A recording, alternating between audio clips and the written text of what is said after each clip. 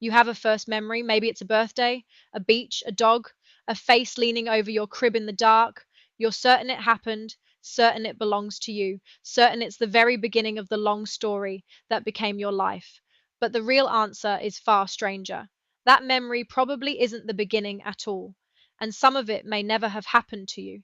Here is the strange truth. You lived through thousands of days that you cannot reach. You learned to walk. You learned your own name. You felt the first fear, the first comfort, the first time the world made sense. And then all of it vanished. Not faded, vanished, as if someone walked through the rooms of your earliest mind and switched off every light. Why? Think about the scale of what you lost. For the first few years of your life, you were learning faster than you ever will again.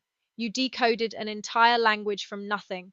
You mapped every face that mattered. You discovered that you were a separate person with a body that ended at your skin. This was the most intense period of growth your brain will ever experience.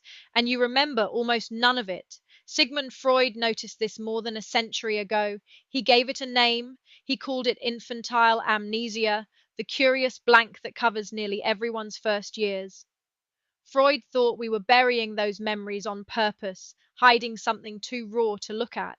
He was wrong about the why, but he was right that the blank is real and that it sits at the foundation of every adult mind. For a long time, people assumed the answer was obvious. Babies don't remember because babies can't form memories. Their brains are too new, there's nothing there to keep. But that turned out to be wrong. Babies remember. They remember constantly. A 6-month old can learn that kicking moves a mobile and remember that trick days later. A 1-year old can watch you do something once and copy it a month after. Their memories are working. Their memories are storing. So the mystery deepens. If the lights were on, who turned them off? A psychologist named Carol Peterson spent years chasing this question. She works with children, gently asking them what they remember, then coming back later to ask again. What she found is unsettling. Young children can describe events from when they were very small, real events, confirmed by their parents. But return a few years later and ask the same child about the same event, and it's often simply gone. The memory existed, the child told you about it, and then time quietly erased it. Her research suggests most people's earliest accessible memory lands somewhere around 3.5 years old. Everything before that slowly dissolves, not because it was never recorded, but because the recording doesn't survive. So, this isn't forgetting in the way you forget where you left your keys. This is something deeper, something built into how a growing brain works. To understand it, you have to look at the part of your brain that makes lasting memories. It's a small, curled structure deep inside your head called the hippocampus. Think of it as the brain's librarian. When something happens to you, the hippocampus is what files it away, stamps it with a time and a place, and stores it so you can find it again later. Without a working hippocampus, the present moment never becomes a permanent past. And in a baby, the librarian is still being built. Here's where it gets genuinely strange. In a young brain, the hippocampus is doing something adults barely do at all. It's growing new neurons at a furious pace. New brain cells flooding in, wiring themselves into the existing network. This explosion of growth is called neurogenesis. It sounds like a gift. More cells, more power, more memory. It's the opposite. A neuroscientist named Paul Frankland, working with his colleague Sheena Jocelyn, tested what all that growth actually does to a memory. They studied young animals whose brains were bursting with new hippocampal neurons and compared them to animals where that growth had slowed. The result flipped the common sense story on its head. The more new neurons a young brain grew, the faster its memories disappeared. Picture why. A memory isn't a file sitting in a drawer. It's a pattern, a specific web of connections between specific cells. Now imagine you've drawn that pattern carefully, and then thousands of new cells push their way into the network, rewiring connections, rearranging the web. The original pattern gets overwritten. The memory was real. The growth that made you smarter is the same growth that smeared it away. Your earliest memories didn't fail because your brain was weak. They were erased by the very thing that was making your brain strong. But neurogenesis is only half of the answer. There's a second force at work, and it's even harder to see because it's not about cells. It's about the kind of creature you were before you became the kind of creature you are now. Ask yourself a simple question.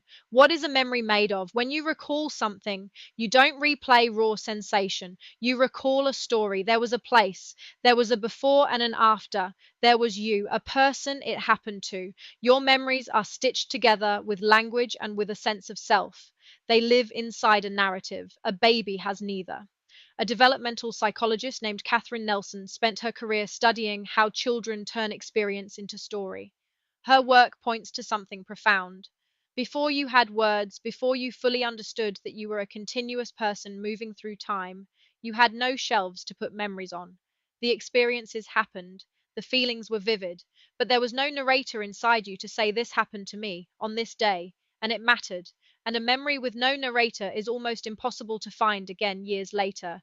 This is why your earliest reachable memories tend to appear right around the time your language explodes and your sense of self snaps into focus. The two arrive together. The moment you can tell the story of your life is roughly the moment your life becomes something you can remember. Now, here is the part that should genuinely unsettle you. If your earliest memories are so fragile, so easily overwritten, so dependent on a story you tell yourself, then how much can you trust the few that survived? The psychologist Elizabeth Loftus spent decades proving how easily a memory can be planted. In her studies, people came to vividly, emotionally remember entire childhood events that never happened: a trip, a scare, being lost in a shopping mall. All it took was a trusted adult describing it with confidence, and the mind quietly built the rest. The person wasn't lying. They could see it, they could feel it. It just wasn't real. So consider your own first memory again. The beach, the dog, the face over the crib.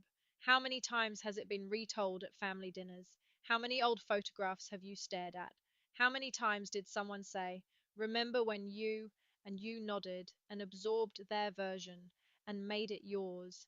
That early memory you treasure may not be a recording of an event. It may be a reconstruction, assembled from photos and stories and a child's imagination, then signed with your name. You're not remembering the moment. You're remembering the last time you remembered it, plus everything that got added along the way. There's one more layer, and it reaches beyond your own skull. A researcher named Chi Wang found that the age of your earliest memory depends partly on the culture you grew up in. People raised in families that talk often in rich detail about personal experiences tend to have earlier first memories. People from cultures that emphasize the group over the individual story tend to remember further back less. The blank isn't a fixed wall. It moves depending on how much the people around you turned your early life into words, which means your first memory was never only yours. It was shaped by your language, by your family, by the stories that were told around you while you were too small to know they were becoming you. So step back and look at what really happened in those lost years. You were there, you were learning, feeling, becoming. Patricia Bauer, who has studied children's memory for decades, describes those early years as a time when memories form readily but forget rapidly, a fragile system that records in pencil before it ever records in ink. Everything was being written, almost nothing was being kept. You were laying the foundation of a house, then removing the scaffolding once the walls could stand. And that's the quiet miracle hiding inside the blank. You don't remember learning to trust the person who fed you, but that trust became the way you love. You don't remember the thousand small moments that taught you the world was safe or that it wasn't. But those moments set the temperature of your nervous system for life. The memories vanished. Their effects never did. You are still living inside the conclusions of experiences you will never be able to recall. This is the part Freud almost reached and missed. The first years aren't hidden because they're shameful. They're hidden because they did their job and dissolved, leaving behind not a record, but a person. You. So you have a first memory, a beach, a dog, a face leaning over your crib in the dark. Hold on to it gently. It may be true, it may be half invented, it may be a story handed to you by people who loved you, but it was never the beginning. The real beginning is the part you can't see, the years that built you and then quietly stepped out of the frame. You don't remember being born, you don't remember becoming yourself. You only remember the moment you finally had a word for it.